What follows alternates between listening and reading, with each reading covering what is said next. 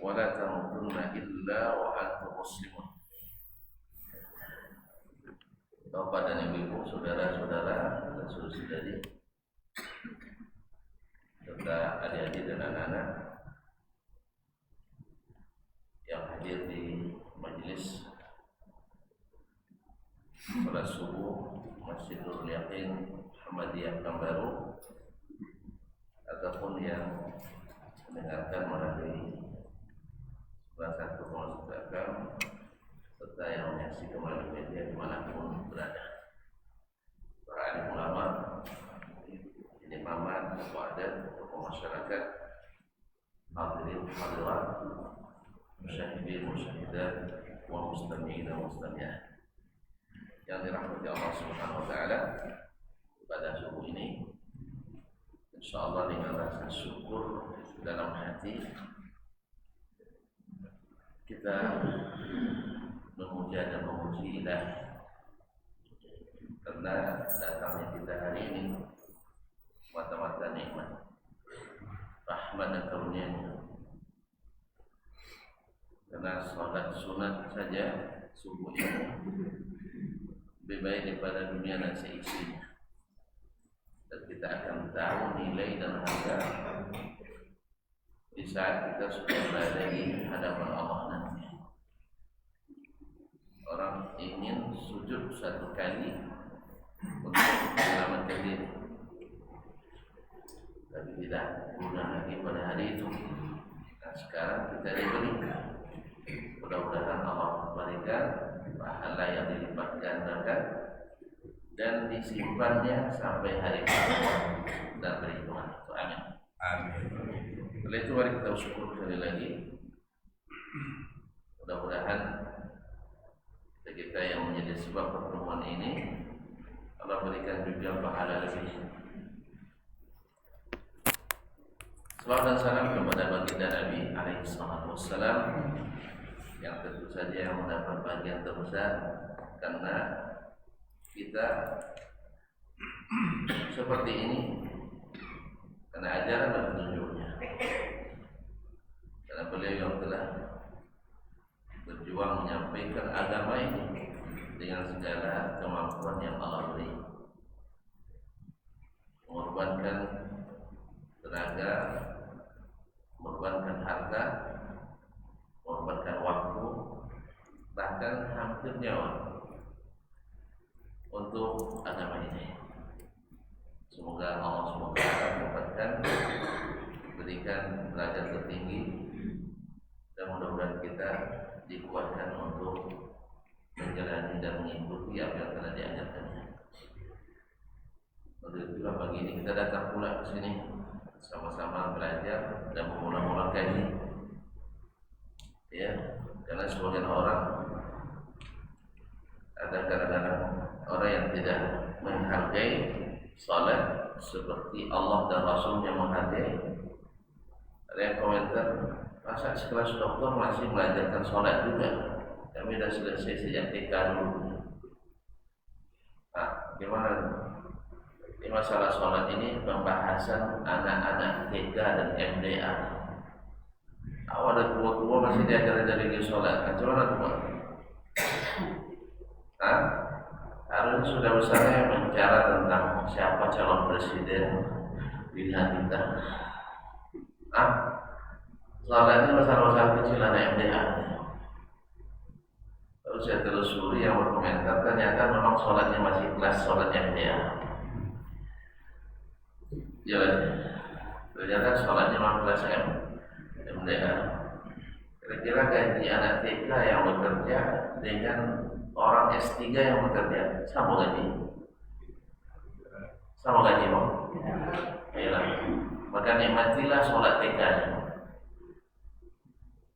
Ya, nikmatilah sholat kelas TK itu. Pasti gajinya? Pasti gajinya? Sedikit, 10.000 dari sehari. Nah, tapi kita memang sholat kita harus berkelas, karena kita ingin naik dan berkelas.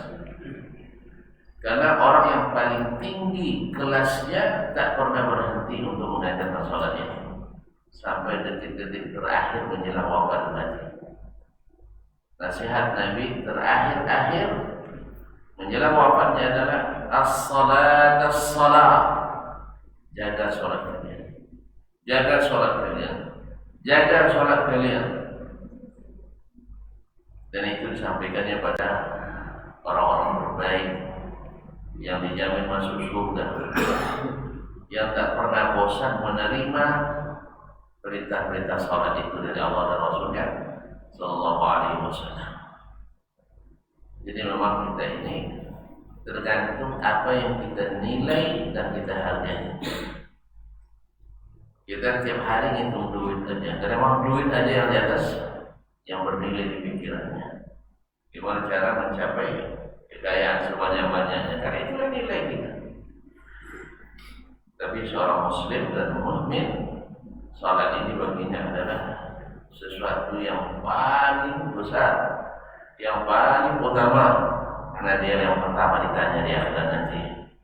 Awwalu ma yuhasabu 'alaihi 'abdu yaumil qiyamati as-shalah. Yang pertama ditanya pada hari kiamat nanti dihisab adalah salat. Loh, kenapa salat? Karena salat patokan baik buruknya amal lain. Baik qabila sa'iru amali, diterima salatnya, amal yang lain diterima. Wa idza udda sa'iru amali, bila ditolak amalan yang lain. Memang fenomena ini subhanallah dulu ketika ditawarkan di tulisan-tulisan anak-anak kita di perguruan tinggi tentang masalah sholat, barangkali banyak yang mendengar ini masalah sholat ini masalah ada biasa nih misalnya. Karena misalnya memang dianggap sesuatu yang tidak menambah gerak kita, padahal yang meninggikan gerak kita adalah masalah sholat. Sempat ini dulu yang ada pikiran para sahabat tentang berita tentang sholat, sebentar tentang sholat. Nabi tidak bosan-bosan nyampe itu. Barangkali kalau sempat sahabat seperti kita, mereka bilang Nabi kan macam tak ada kaji lain aja, macam tak ada kaji lain. Tapi begitulah Nabi kita alaihi salatu wassalam, begitulah para sahabat sehingga mereka menjadi orang-orang hebat. Orang-orang hebat itu adalah orang yang mendirikan sholat. Makanya Allah janjikan Allah akan membantu orang-orang yang saat mendirikan sholat. Alladzina immakkannahum fil ardi aqamus shalah. Orang yang apabila kami beri mereka kuasa di atas permukaan bumi, mereka mendirikan sholat. Bukan bangun gedung bertingkat, tidak. Bukan bangun fasilitas yang serba mewah, tidak, tapi aqamus shalah. Disitulah puncak kesuksesan semua umat. Oleh sebab itu Rasulullah kan kawasan kepada sholatnya. Kawasan yang bisa aja lebih mudah bicara masalah politik, lebih mudah bicara banyak referensi. Ya, tonton TV, tema dialog malam tadi selesai. Nah, tapi yang ini tanggung jawabnya besar. Mudah-mudahan kita menjadi orang-orang yang besar. Kaum muslimat seperti Allah.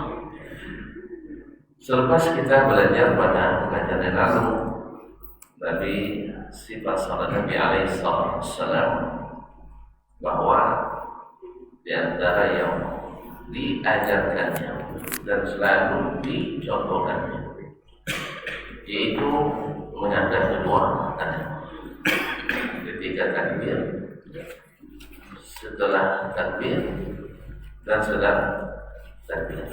Jadi kadang-kadang bersamaan, kadang-kadang selepas takbir, kadang-kadang sebelum takbir diangkat tangannya. Nah, sekarang masuk pada masalah di waktu yumna ada yusra wal amru bihi, yaitu meletakkan tangan kanan di atas tangan kiri.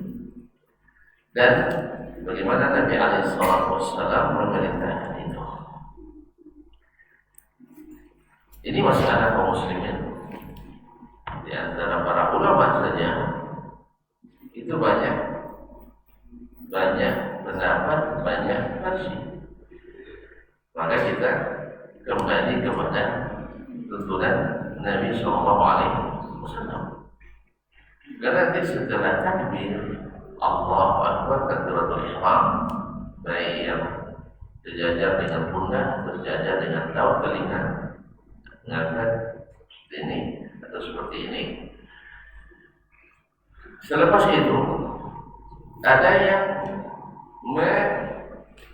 melepas tangannya ke bawah, dan namanya istirsal. Kemudian ada pula yang meletakkan bersedekat. Ada yang posisinya begini, ada pula yang begini, ada pula yang di bawah pusat, dan ada pula yang seperti ini. Ada pula yang yang betul, dan ada pula yang seperti ini. Ya, seperti ini. Nah sekarang, di mana di antara posisi ini? Kan, artinya kan semua orang pada punya versi ini. Bagaimana dari posisi ini yang paling mendekati? Jadi kita kalau dikatakan nanti dikatakan sana orang ini kan ini orang-orang besar, ulama-ulama besar. Dan kalau kita kan patah pula disalahkan kan. Lalu kita coba menelusuri lagi kita ini. Qala rahimahullah, wa kana sallallahu alaihi wasallam yada'u yadahu al-yumna 'ala al-yusra. Nabi sallallahu alaihi wasallam selalu meletakkan tangan kanannya di atas tangan kiri. Ini sudah istilahnya fardhu ittifaq, atau hampir disepakati, kecuali yang berpendapat tidak bersepakat. Semua yang ulama, dan ini adalah hampir semua ulama yang mengatakan.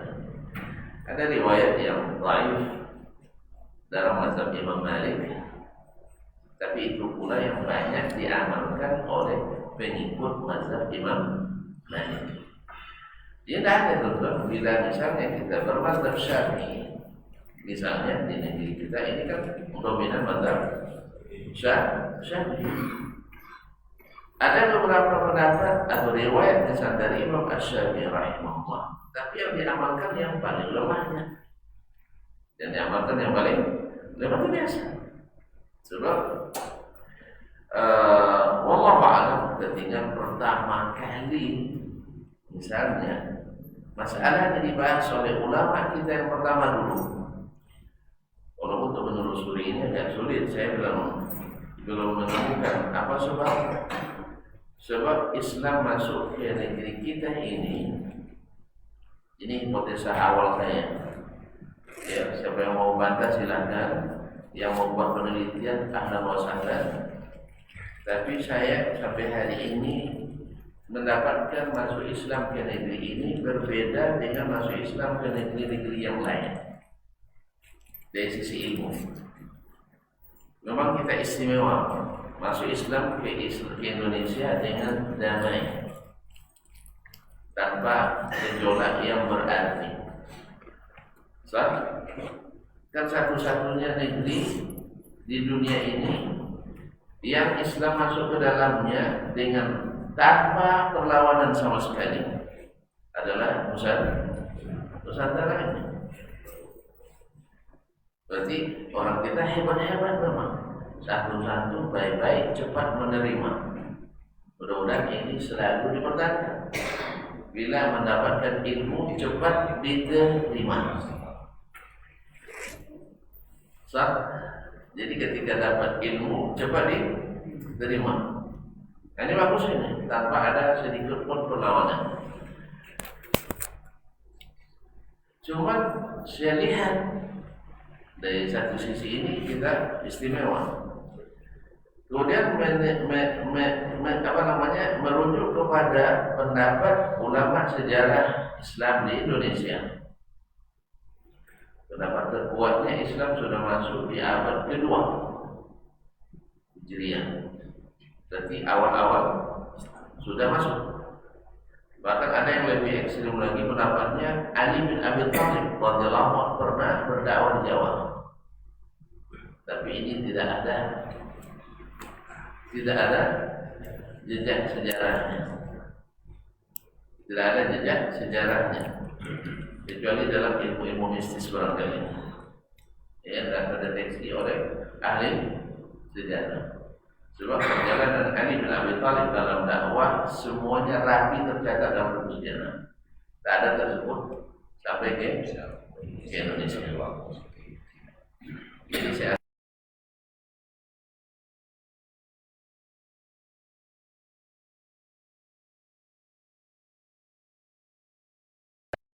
Jawa Timur ada yang klaim itu orang Turki tidak mau kalah pula, turunnya di Turki.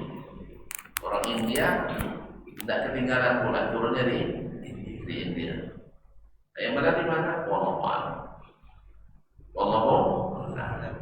Karena mengetahui ini tidak terlalu penting. Atau mungkin tidak. Kalau muslimin dan muslimat yang penting adalah Adam turun ke bumi. Di mana pertama kali? Berebutkanlah. Tidak ada masalah. Yang bilang Jawa ada masalah. Nanti jangan kita orang sini juga bilang di Ulu Kasor, punya komen. Mana tahu? Nah, Allah musta'an.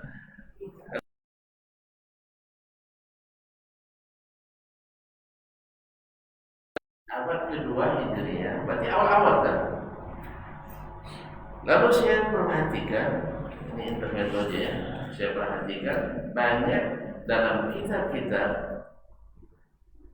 masuk Islam ke negeri lain. Misalnya masuk ke daerah Rusia sana, Imam Bukhari kan dari sana, dari Sabur, dari Bukhara. Sekarang Bukhara itu Uzbekistannya, di wilayah Uzbekistan. Atau masuk Islam ke Iran, masuk Islam ke Mesir, masuk Islam ke Syam yang dulu dikuasai oleh Romawi, Irak, dan ke Iran sana dikuasai oleh orang Persia. Masuk Islam ke Yaman, Sabah, masuk Islam ke Cina sampai ke Cina. Dalam literatur Islam, baik di bidang fikih, di bidang sejarah, di bidang hadis, di bidang tafsir, bidang bahasa, bahkan bidang ekonomi, sosial, politik, ada nama-nama yang berafiliasi ke negeri-negeri itu. Misalnya Al-Laits bin Sa'ad Al-Misri, orang Mesir. Sulaiman bin Mahran Al-Kahili Al-Kufi, orang Kufa. Atau misalnya Al-Muhammad bin Ismail Al-Bukhari, orang Bukhari. Al-Bantani tidak ada. Al-Kambari apalagi. Nah, Al-Minangkabawi tidak jumpa. Al-Jawi nanti ada tulis.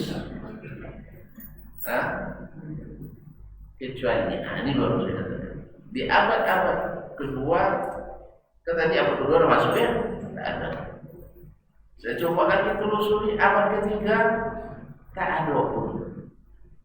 Obat tak muncul-muncul, plus kuat mengkliknya dan ya dibuka semua lembaran, artinya sebuka-buka dalam buku literatur, fikih, hadis dan sebagainya, tidak jumpa. Terus 5, 6, 7, 8, 9, 10, baru abad 12 baru seperti yang Bapak bilang tadi, baru ketemu nama-nama yang berbau dan darah dalam literatur Islam. Nah, kira-kira apa kesimpulan Bapak dan Ibu? Apa kesimpulannya?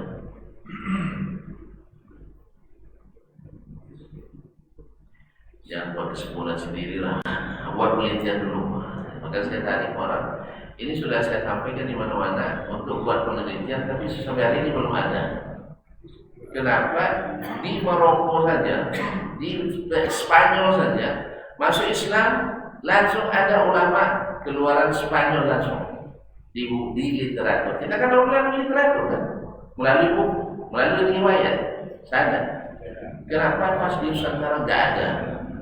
Sementara saya katakan wallahu a'lam, Islam dakwahnya dulu di Indonesia lebih kepada melalui pendekatan budaya.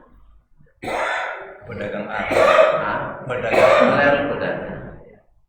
pedagang yang pemurah, yang berakhlak bagus, kemudian mereka tertarik, akhirnya mereka masuk Islam. Ya apalagi kalau diadakan kenduri, makanya di Indonesia paling banyak kenduri di dunia. Memang pendekatan acara-acara kegiatan sosial.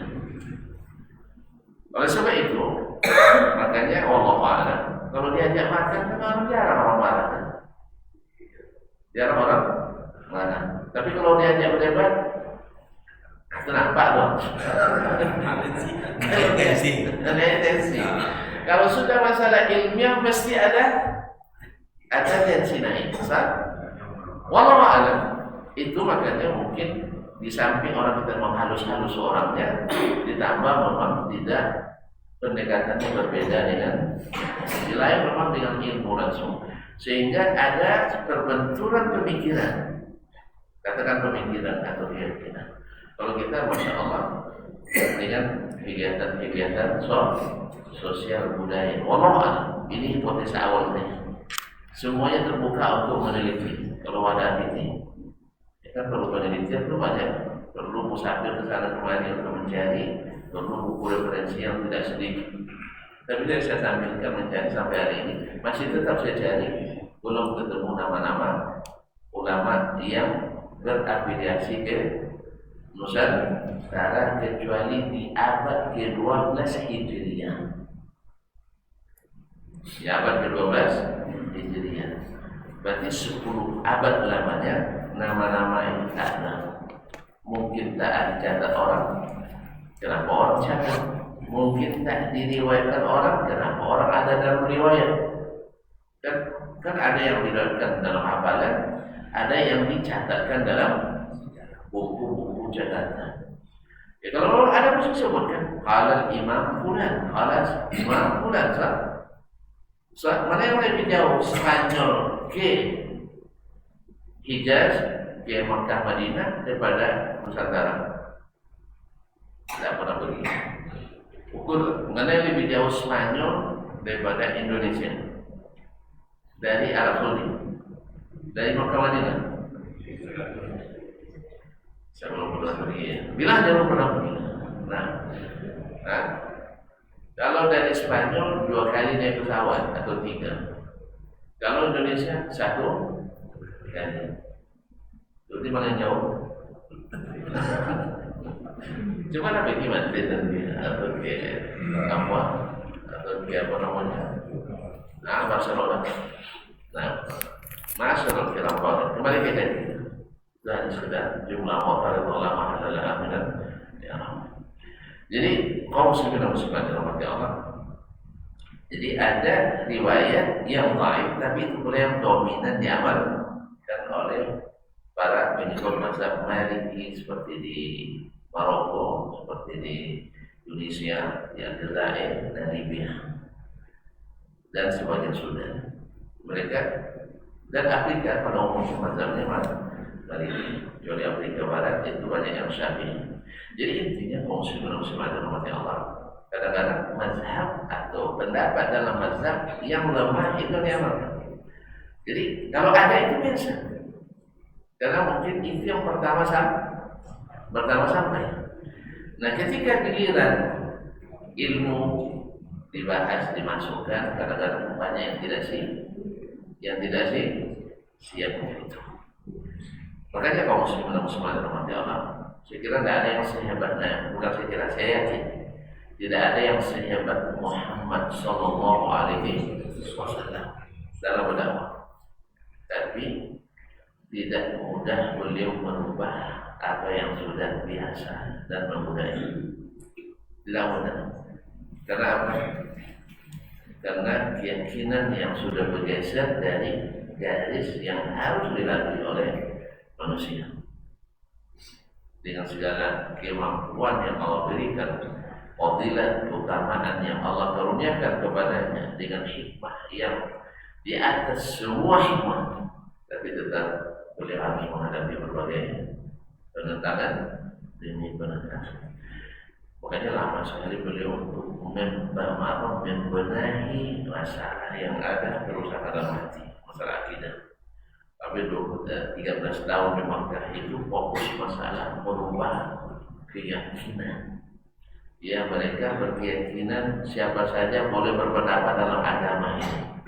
Aja dirubah oleh Nabi Alaihissalam bahwa tak boleh berpendapat dalam agama kecuali dengan ilmu. Tak boleh.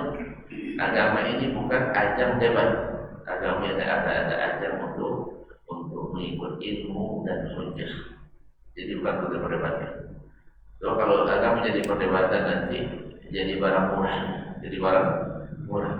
Dia adalah wahyu yang punya otoritasnya hanya Allah dan Rasul Sallallahu Alaihi Wasallam. Ulama hanya sekedar duta-duta yang harus jujur menyampaikan ilmu yang diwariskan. Kalau ada yang tidak jujur, selamat tinggal. Selamat tinggal. Karena dia akan mengambil jalan lain. Dia bukan tafsir jalan lain, tapi tafsir jalan lain. Nah, wa kana sallallahu alaihi wasallam, Rasulullah sallallahu alaihi wasallam yadau yadahu yumna 'ala al-yusra. Meletakkan tangan kanan di atas tangan kiri. Ini hadis dari Imam Muslim dan Abu Dawud dan sanadnya. Dan ini ada sahih kata Sahih Muslim. Wa kana yaqul, dan Nabi sering menyampaikan, inna ma'syaral anbiya, sesungguhnya kami para nabi. Berarti sunnah ini bukan sunnah Nabi kita sendiri, tapi sunnah semua Nabi. Karena salat ini sudah disyariatkan di syariat-syariat sebelumnya. Yang beda adalah bilangan dan waktunya. Bilangan dan waktunya. Makanya ketika Nabi kita Isra Mi'raj menjemput perintah salat, bertemu dengan Nabi Musa alaihissalam. Lalu Musa bertanya, "Maka farada Rabbuk?" Apa yang diperintahkan oleh Rabbuk? Musa kata kalau gaib kan? Dia tanya, katanya, "Farada alaina 50 salatan." Oleh Allah perlakukan 50 kali salat. Musa kaget langsung. Woi, saya khabirtu Bani Israel. Saya sudah menguji Bani Israel. Mereka lebih kuat di kita badannya. Mana lebih kuat kita apa mereka? Mereka sampai hari ini kalah kita semuanya. Sedikit mereka terbanyak, tapi tetap juga kita olehnya. Apa sebab? Karena kita kebanyakan meninggalkan agama kita ini. Kebanyakan masalah buktinya susah menyatukan umat Islam dalam satu barisan. Betul? Susah. Dalam satu negara itu susah menyatukannya. Apa sebab? Semuanya punya pandangan dan adilan. Semuanya punya pandangan dan adilan. Semuanya punya pendapat. Dan dia susah disatukan. Masyaallah. Yang dirahmati Allah Subhanahu wa taala. Tidak mampu kalian nanti itu balik lagi ke mana? Ke atas. Menemui siapa? Menemui Allah nanti. Karena Allah di atas. Ini bukan pemaksaan. Ini kenyataan. Yang sebagian bilang ini pemaksaan, bukan. Kisahnya apa begitu? Bertemu Allah, naik ke atas. Habis itu selesai, turun ke bawah. Karena Allah orang atas, kita orang Allah memang di atas, kita di bawah. Selesai urusan di atas, bertemu Allah, turun ke bawah. Itu kenyataan, bukan memang.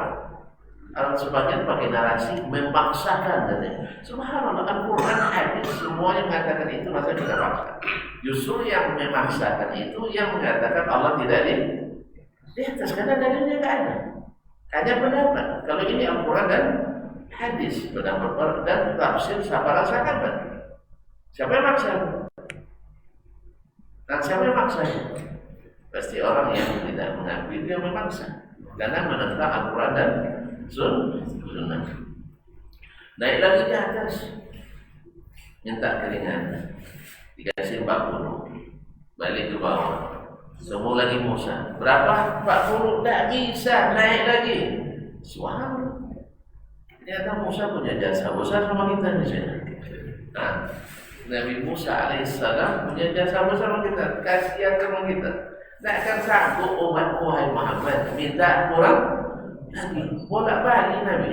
Kasihan juga Nabi kita karena sayang kita, dia siap bolak balik.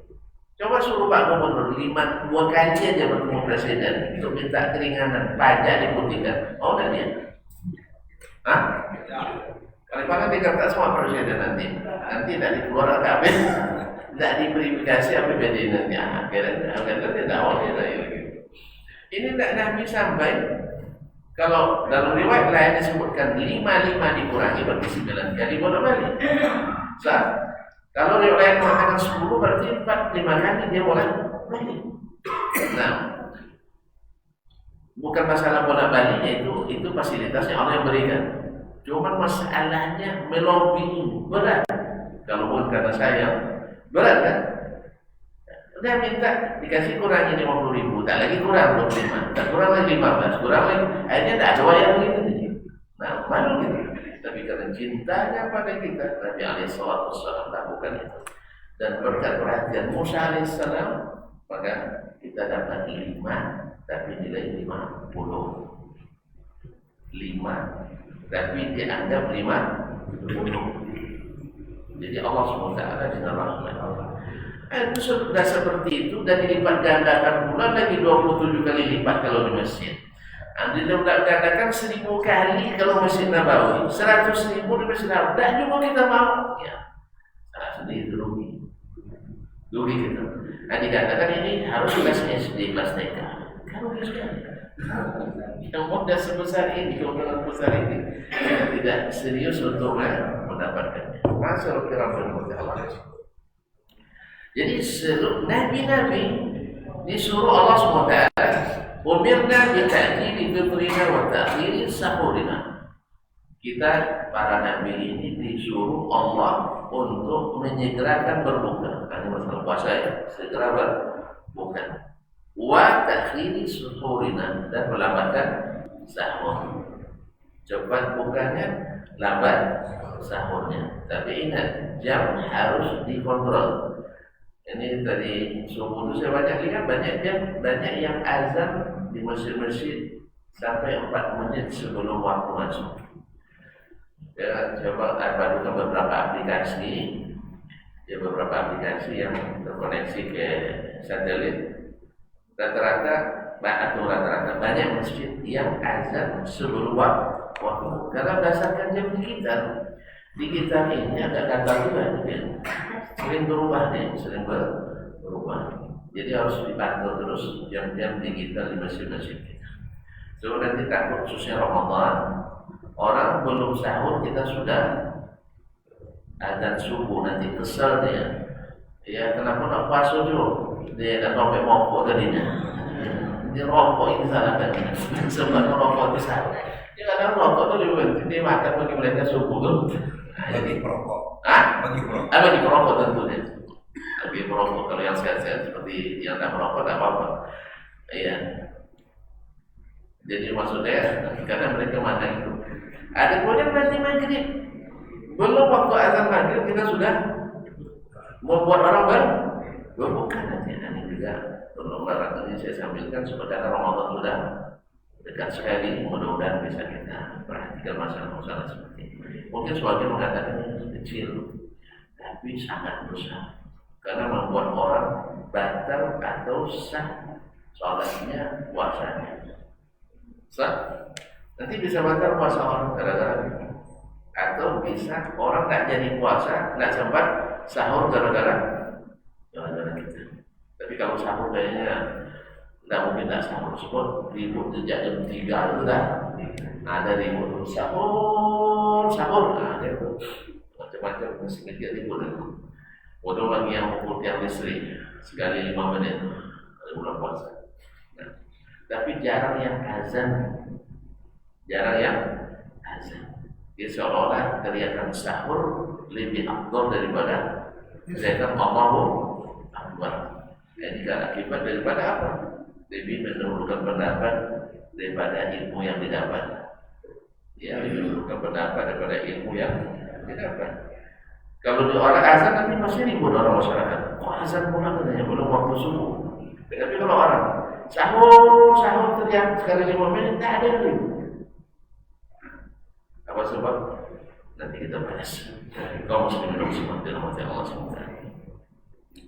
Wa an nad'a aymanana 'ala syama'ilina bis-shalah, dan ajar kami meletakkan tangan kanan di atas tangan kiri dalam salat.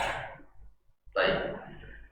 Ini dalil yang menguatkan hadis yang pertama tadi, bahwasanya kalau tadi kan khusus kita, sekarang ternyata para nabi sebelum kita juga sholat seperti sholat kita, yaitu meletakkan tangan kanan di atas tangan kiri.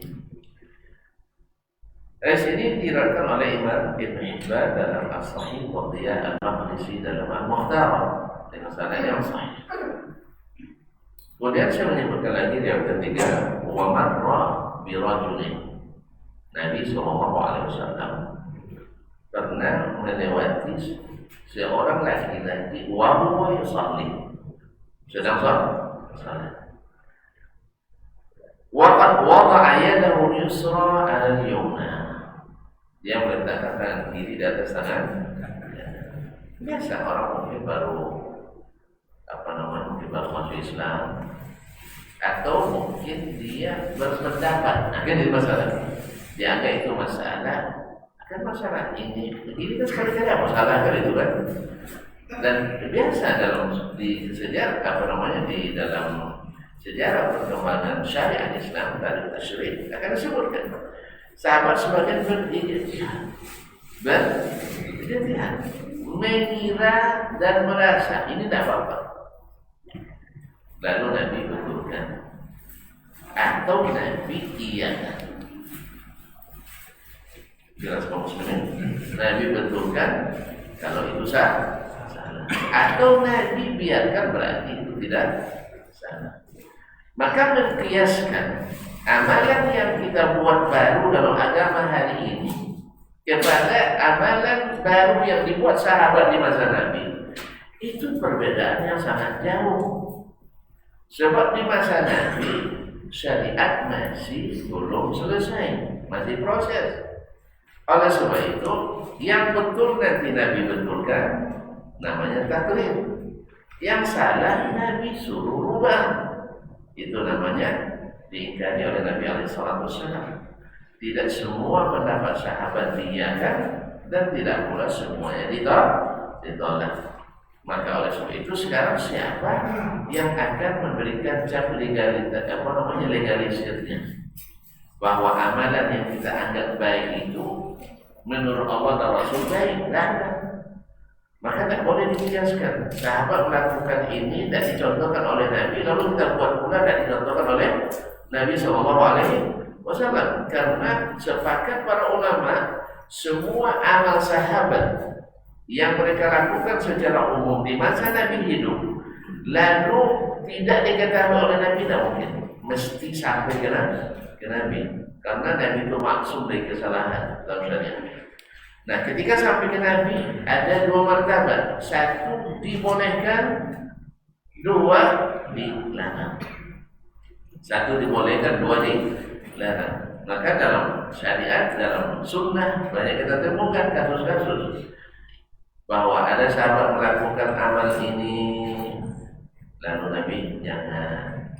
Setelah itu dibuat lagi kita sampai mati. Nabi dan sampai sahabat mati tidak mereka kerjakan. Ada pula yang buat, lalu Nabi katakan, oh ya silakan, maka lanjutkan karena ini disetujui. Yang tidak disetujui habis. Yang disetujui lanjut. Itulah bedanya yang kita adakan hari ini dengan yang dilakukan sahabat di masa Nabi. Tidak boleh disamakan. Dengan alasan dulu sahabat berbuat sesuatu tidak diajarkan Nabi, lalu mereka diiyakan oleh Nabi. Iya, karena syariat belum lengkap waktu itu. masih proses sosialisasi syariah. Dan kalau sudah wafat Nabi, terputus semuanya. Maka tak boleh lagi mengada-ngada yang baru. Tapi kan hasanah Ustaz, tidak ada orang yang mengatakan sesuatu yang mereka buat yang tidak baik. Kalau tidak baik, tidak akan mereka buat. Tapi yang menentukan baik siapa? Allah dan Rasul Sallallahu Alaihi Wasallam. Karena nanti verifikatornya adalah Rasul Sallallahu Alaihi Wasallam. Dan yang akan menerima dan tidaknya mengeluarkan pahala dan gajinya nanti Allah di akhirat. Nah, mana SK-nya? Mana SOP-nya? Ingat itu, kalimat ini kalimat sakti. SK dan SOP-nya. Dasar hukum mengamalkan dan bagaimana kefiat diamalkan. Itu penting. Ya. Mungkin dasar hukumnya hukum umum seperti bulan Rajab ini, bahwa disunatkan puasa di bulan Rajab secara umum, betul. Karena dia bagian dari bulan haram. Tapi ketika saya melakukan puasa di 1, kemudian puasa tanggal 11, puasa di tanggal 21, itu perlu SOP khusus. SOP khusus kalau menganggap itu sebagai keistimewaan. Kan kita katakan, sering saya katakan, ini saya jadi gubernur. Ya, secara umum SK-nya saya berhak dapat insentif apapun dari segala kegiatan. Sahih. Gubernur boleh tidak dapat honor tambahan. Kalau tidak boleh, tidak ada yang mau jadi gubernur, Bang. Justru karena itulah gaji sedikitnya pendapatan yang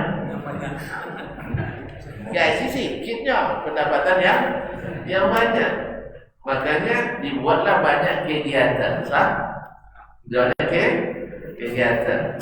Boleh tidak dia buat kegiatan tanpa ada SK khusus? Boleh tak? Boleh tak? Tak boleh. Undang-undangnya ada, iya ada undang-undangnya. Tapi masalah ini harus ada SK. Harus ada SK khusus. Jelas ya? Dasar umum untuk amalan khusus tidak bisa dijadikan untuk menjaga dana. Ini bagi yang pemerintah paham ini. Ya, untuk kegiatan. Misalnya dianggarkan, misalnya sebuah kantor mengadakan alat alat tulis dan kantor dengan dana 2 miliar setahun. Jelas? Lalu gara-gara itu contoh belanja kodenya buat bisa? Bisa. Jadi harus ada SK khususnya. Dibuat panitia pengadaan PPTK. Kalau sempat dikeluarkan, beli aja, bawa duit 1,5 miliar, belanja di toko itu, bawa kwitansi, Anda kena. Iya, tidak bisa. Harus ada SK khusus. Agama apa lagi?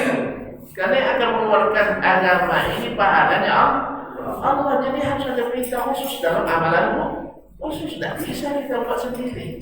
Kemudian amalan khususnya harus sesuai SOP. Kalau tidak, apa kita belajar seperti ini? Apa kita belajar seperti ini? Makanya kita belajar detailnya dari sunnah Nabi Sallallahu Alaihi Wasallam. Masalah dunia kita rapi sekali, masa akhirat kita asal.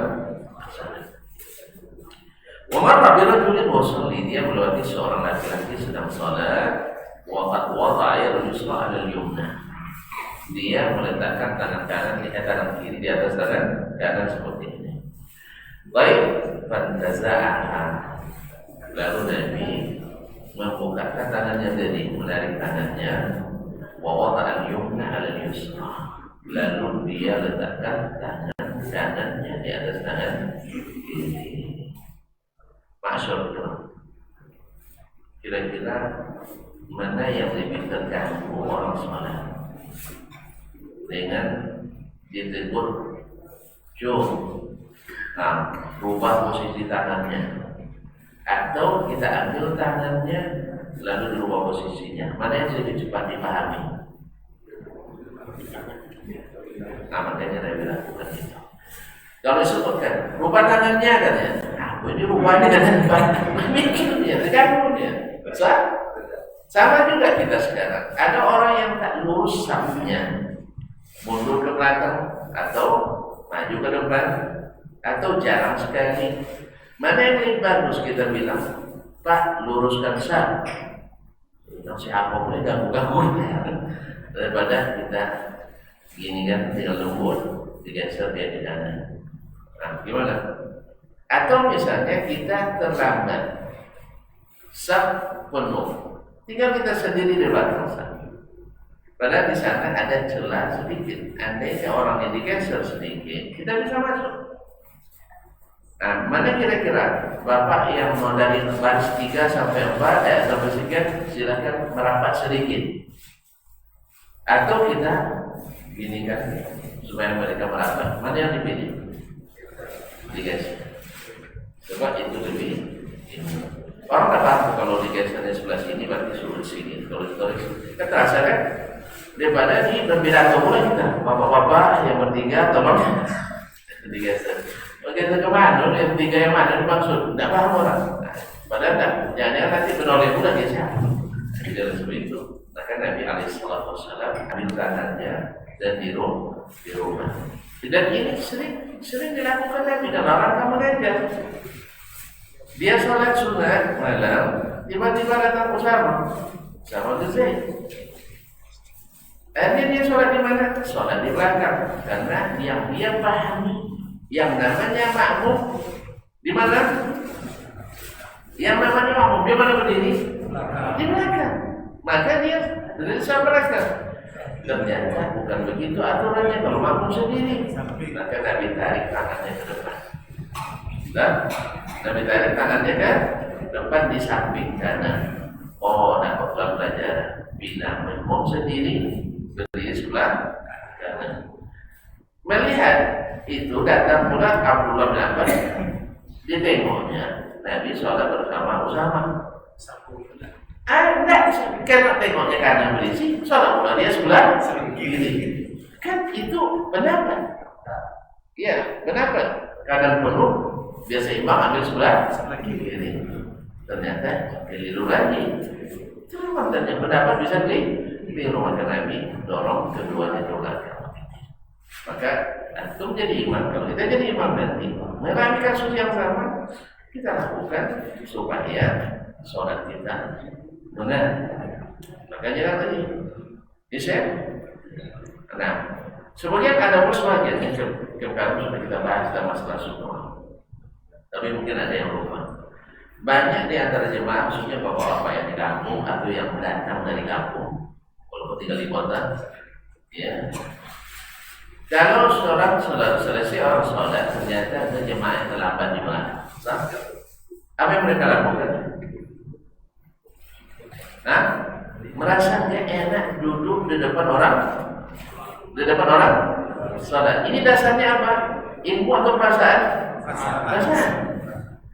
Akhirnya apa dia lakukan? Pada berdiri semua lari ke belakang, melakukan pelanggaran melintas di hadapan orang sholat. Di dua masalah yang dia langgar. Satu, pertama harusnya dia justru bertahan di situ supaya jadi sutrah bagi orang yang sholat. Yang kedua, melanggar yaitu melintas di depan orang.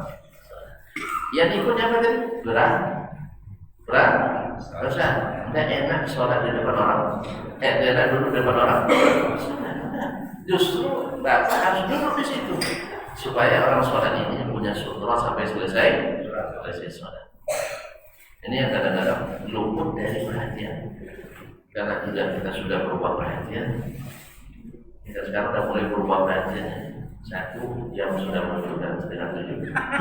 Yang kedua, sudah kresek-kresek terbunyi. Selesai itu. Tak selesai pun tadi kita berhenti. Soal kita sambung nanti. Ada pertanyaan pula. Nah. Bismillahirrahmanirrahim. Assalamualaikum.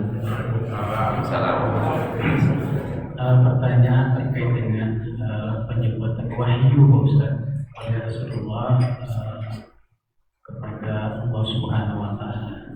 Jadi yang mau saya pertanyakan pertemuan Rasulullah tadi dengan Nabi Musa. Jadi pertemuan ini adalah pertemuan arwah Nabi Musa dengan Rasulullah atau udah sampai di bumi dia secara fisik? Karena hemat saya kalau memang pertemuannya arwahnya Musa dengan Nabi Muhammad, kok arwahnya lebih tahu mengatakan ke Nabi Muhammad, umatmu kecil-kecil dengan sekian rakaat itu tidak akan bisa, apalagi umatku besar-besar, berago itu kan usah ya, nggak mampu. Pertanyaan saya, kondisi Nabi Musa itu apakah memang hidup secara fisik atau memang arwah? Kalau memang dia hidup, kenapa sudah berapa tahun kan tidak ikut katakanlah sumbangsi kepada Rasul kalau memang hidup secara fisik? Itu yang pertama. Yang kedua, kota sejarah ya sedikit Ustaz. Saya juga meragukan sejarah seperti yang Ustaz katakan tadi mengenai sejarah Islam. Indonesia dijajah 350 tahun, tapi bangkai-bangkainya yang ada di Indonesia pun nggak nampak. Ini apakah presiden sejarah atau orangnya salah jalan? Saya melihat kalau 350 tahun itu udah berapa generasi Pak Belanda sudah ada di Indonesia, terutama di Jawa. Ini menurut Pak Ustaz khayalan atau salah? Demikian, terima kasih. Assalamualaikum warahmatullahi wabarakatuh. Tanya pertanyaan pertama itu, kamu mau bukti fisik? Mau bukti fisik? Ayo kita ke atas. Ini termasuk sesuatu yang sifatnya mulainya baca, sesuatu yang gaib. Kita tak punya akses untuk membuat penelitian fisik. Semua pendapat dalam masalah ini hanya sekedar merangkai-rangkai. Ada yang mengatakan yang bertemu ruh sama ruh, karena sudah di alam arwah. Dibantah lagi oleh yang lain, Nabi pergi dengan jasad dan ruh. Berarti datang lagi pendapat, bisa enggak jasad dan ruh bertemu dengan ruh saja? Pendapat lain lagi, enggak, ketika dia bertemu ruh saja, jasadnya ditinggal. Ini semua tidak ada dalil, hanya analisa. Pendapat kan? Pendapat. Tapi yang pasti adalah Nabi mengabarkan itu dan riwayatnya sahih sampai ke kita. Seperti apa bertemunya? Jasad dengan ruh dengan jasad, ruh sama ruh, jasad sama jasad, atau dikembalikan ruh Nabi Musa ke jasadnya? Allah a'lam. Detailnya tidak disebutkan. Tapi yang jelas Nabi dalam hadis Sahih Bukhari ke Abu Bakar. Disampaikan ke Abu Bakar cerita itu. Disampaikan ke Abu Bakar, sampaikan kepada umat. Dan ijma ulama mengimani itu. Makanya kalau ada tanya, kalau abang mau berbisik, ayo kita ajukan anggaran ke langit kelima. Sami Nawawi. Maka masalah ini, lihat pendekatan Abu Jahal dengan pendekatan Abu Bakar, jangan kontras. Abu Bakar langsung bilang, in kana qad qala dzalika faqad shadaq. Kalau benar Muhammad yang bilang pasti benar. Abu Jahal lain analisanya, panjang ceritanya, tidak mungkin. Begini, akhirnya tak jadi beriman. Nah, sebab itu kita pakai rumus barang gaib, tak ada akses kecuali melalui berita yang benar, dan beritanya sudah sahih. Ya. Tapi kalau mau tak puas, ayo kita ke langit. Nah, syaratnya kita berdua mati dulu, karena baru diangkat roh kita ke atas. Tapi entah ketemu tak dengan Nabi Musa, tak tahu Allah. Iya ya, terima kasih. Ada pun tentang sejarah penjajahan Belanda di Indonesia. Ya. Kalau penjajahan saya tidak ragu. Ya. Lamanya wallahu a'lam, karena masalahnya tidak ada bersanad. Beda dengan Islam. Kalau abang misalnya tanya tentang riwayat misalnya masuk Islam ke Iran, sanadnya lengkap sampai pada kita dengan sah. Sedangkan perjanjian Belanda tidak ditulis oleh para ahli yang tanpa pesanan, tapi saksi-saksi sejarahnya orang-orang tua kita menyampaikan itu apa seperti apa adanya. Sampai ada guru kami dulu, saya panggilannya profesor, walaupun dia hanya tahun pondok. Beliau menguasai beberapa bahasa Cina, bahasa India. Kalau jadi penyiar juga di India beliau. Kalau ngajar itu tidak pakai buku lagi, tapi seperti dalam buku. Masya Allah. Dia belajar boleh ilmu faraid, ilmu nahwu, sharaf, kemudian ilmu falak, ilmu hisab. Jadi sampai detik dan menitnya dia sebutkan. Ya, sampai detik menitnya. Pertama, Masya Allah. Ya. Pertama Belanda masuk ke Bangkinang dulu. Dan Jepang yang cerita karena dia mendapatkan masa Jepang dan akhir masa Belanda. Nah, itu tanggal sekian, jam sekian, menit kesekian saya sedang buang hajat di Sungai Kampar katanya. Aduh, sampai itu dia bilang. Meriamnya pertama kali di kota Bangkinang dia tahu. Jadi begitu dia mendetail menjelaskan sejarah. Jadi kalau ada demikian kita hanya mempercayai karena mereka adalah orang-orang ahlinya. Itu modal kita. Kemudian tidak penting apakah 350 tahun atau 3 tahun setengah, yang penting kita dibuatnya menderita luar biasa, pembodohan yang luar biasa. Dan saya melihat penjajahan Belanda adalah penjajahan yang paling kejam. Dan Jepang apalagi. Kalau penjajahan Prancis ada polesannya, orang-orang tempatan pandai bahasa Prancis, ya kan? Inggris juga. Dan masih dianggap sebagai persemakmuran sampai sekarang. Istilahnya kepentingannya di PBB itu dilindungi oleh penjajah. Kalau kita di Belanda, memang pembodohan, penghabisan semuanya. Dan juga Jepang. Walaupun itu masa sudah lewat dan memang kita diuji karena kita lalai. Nah, alhamdulillah Allah berikan kemerdekaan, mari kita isi dengan sebaik-baiknya. Ingatkan dosa trauma dengan masa lalu. Kata masa depan dengan penuh harapan, dengan iman dan mudah-mudahan Allah berikan kita keadilan, keamanan, kemakmuran, kedamaian dan kesejahteraan. Terima kasih. Saya kira ada lagi. Assalamualaikum warahmatullahi wabarakatuh. Terakhir ini Pak Ustaz, supaya pertanyaan saya satu ya, supaya jangan jauh tertinggal dengan pelajaran kita nanti. Sekarang kita akan masuk bab takbir. Saya review di belakang Pak Ustaz mengenai niat. Ini mana yang lebih mendekati? Niat ini dipasang sebelum takbir atau berbarengan dengan takbir? Terima kasih Ustaz. Kaum muslimin kaum muslimat dirahmati Allah SWT. Masalah niat itu, masalah niat merujuk kepada bahasa. Itu adalah dalam hati.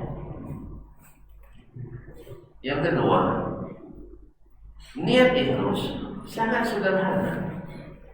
Allah SWT mengatakan, "Idza qumtum ila sholati faghsilu wujuhakum." Apabila kalian hendak mendirikan sholat, maka basuh muka. Dari sini sudah dihitung ya, orang berwudu dan pergi ke masjid sudah berniat. Maka kaum muslimin dan muslimat dirahmati Allah, ini masalahnya sederhana. Nah, selama niat itu belum berubah menjelang kita sholat, maka dia sudah dianggap sudah berniat. Kecuali pas akan takbir, waktu sholat subuh, sengaja aku sholat maghrib, nanti memang berubah niat. Nah, kalau itu kita ingat memang harus diulang kembali. Walaupun sudah terlanjur takbir. Dia. Ikan niat memang. Kadang dalam hati itu lintas Pak. Kadang setan mengganggu dia kan. Pas sholat apa? Allahu Akbar, dalam hati sholat maghrib. Padahal kita sholat tidak boleh tonton alami. Tidak pernah alami. Maka macam enggak ada. Ada. Sekali-sekala ada. Sah? Ada tuh. Ada. Ada sholat maghrib, sampai subuh. Ada. Kalau kasusnya seperti ini, memang kita harus berubah. Malah yang pikiran. Nah, sebagian ulama karena ada kaidah al-niyah la budda min muqaranatin niyyati lil amal. Mesti niat itu bersertaan dengan amal. Sebagian memahami bersertaan itu pas masuknya itu. Padahal kata-kata menyertai tidak mesti pas masuknya. Paham ya? Kita sudah niatkan dari bagi sholat subuh ini. Tidak lepas dari itu kita. Berarti masih menyertai. Niat masih menyertai amal. Kecuali pas tengah jalan pindah ke pasar bawah, berubah niatnya. Kalau ke pasar bawah cari apa? Cari buah dan sayur. Tidak berubah niat. Tapi kalau masih ke masjid, belum ada berubah niat, berarti masih menyertai. Adapun pada umumnya orang ketika orang komat apa yang dilakukan orang? Nah, orang komat pasti berdiri.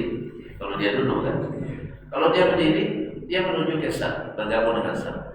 Ketika dia bergabung, apa yang dia bergabung? Mau ngapain dia bergabung? Mau sholat, itulah dia. Itulah dan niat. Maka niat itu sangat sederhana. Sebab kalau dibuat seperti yang setelah detail mesti antara al-bar nanti terikat Ahmad Al-Bar nanti.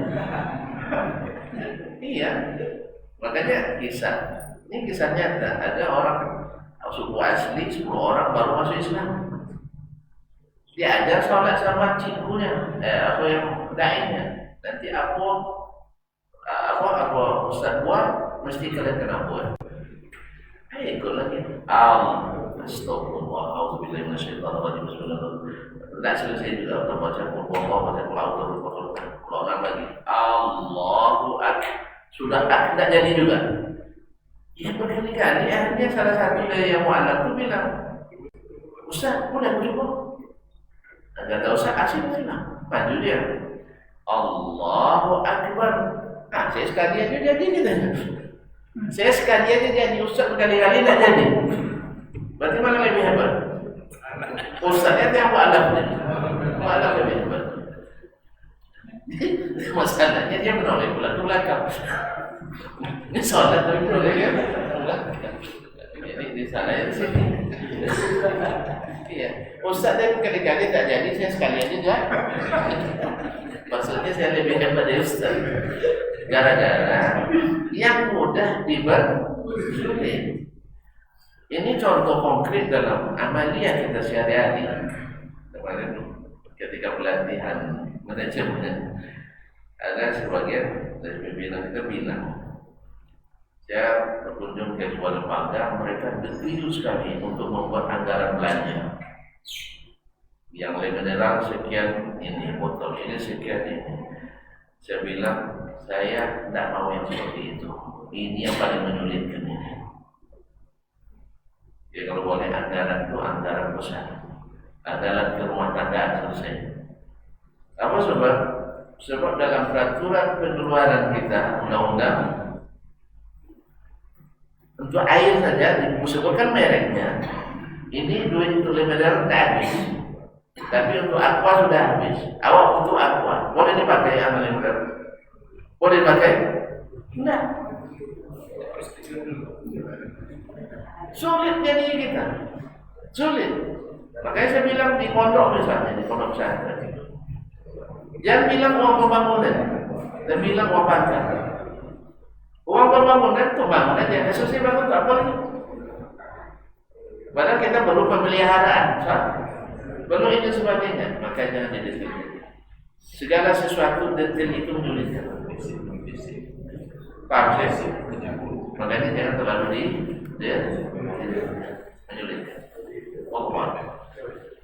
Ini masalah niat. Yang penting kita tahu apa yang akan kita kerjakan. Misalnya sholatnya apa, Yang kedua mesti lillahi. Biasanya Tapi sejak ambil wudhu pun sudah niat Ustaz. ini apa tuh Abu Hurairah tadi? Untuk sholat. Itu salat. Ayat. Sudah niat. Sudah niat. Sudah niat. Jadi nggak perlu berniat lagi waktu Allahu Akbar kita bisa. Ada cerita tidak ada niat bebar. Abang kan selesai masuk tadi cepat datang sholat sunat sah, niat kan? Habis itu format orang, tidak ada niat sholat. Kalau tidak ada niat tak baca tak Allah. Abang berdiri itu sudah nih. Sudah dia juga. Cuma lihat tadi, mesti lillahi ta'ala. Mesti lillahi ta'ala. Ada juga orang berniat, saya berniat sholat, tapi nengok orang kiri kanan. Dia masalah itu harus dijaga. Tapi masalahnya niat itu kapan? Kita berdiri ketika qamat itu sudah niat. Ya. Cuma ada Ustaz menyampaikan harus dilapaskan itu pertanyaan sebenarnya. Nah, masalah harus dilakukan. Ada enggak maksud. Memang diucapkan. Ada Ustaz menyampaikan lebih baik dilapaskan. Harus dilapaskan. Kalau masalah apa niat, pertama masalah lapas niat itu ikhtilaf di antara ulama.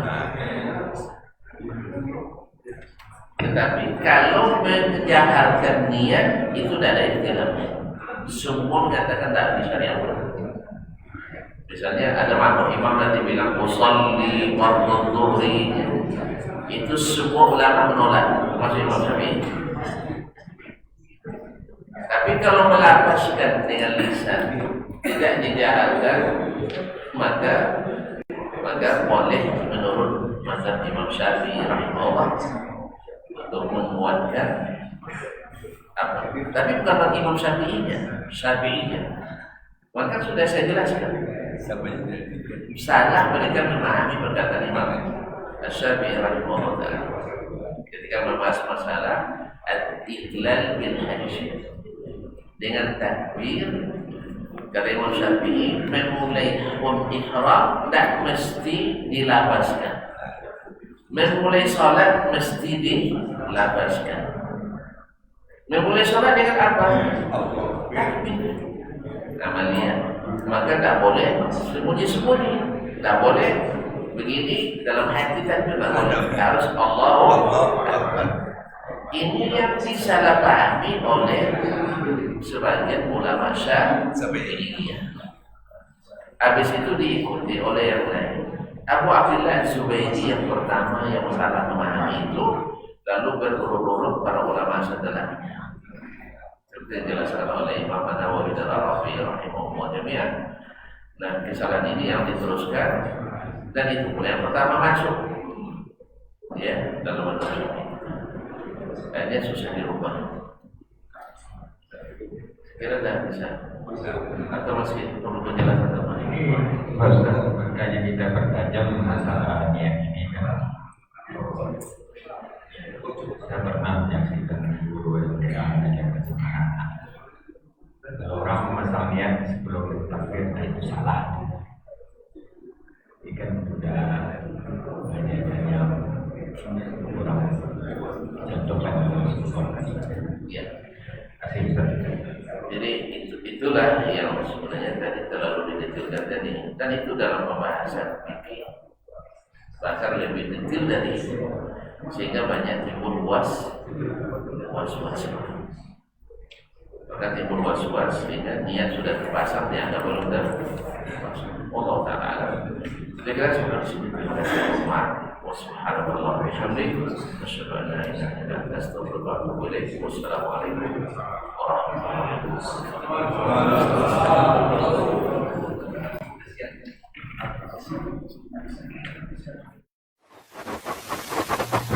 Barometer amal kita saleh tak salehnya di salat kita. Bila salat kita ikhlas dan sesuai dengan sunnah Nabi SAW, maka insya Allah amalan yang lain mengikuti. Ini aktivitas ini membantu saya di akhirat atau akan menyulitkan saya di akhirat. Kalau seandainya perbuatan itu ternyata akan menyulitkan kita di akhirat kelak, tinggalkan perbuatan itu. Anta ni'mal jund. Kamu adalah sebaik-baik prajurit. Coba lihat. Kamu adalah sebaik-baik prajurit. Maka tujuannya adalah menghancurkan kehidupan rumah tangga.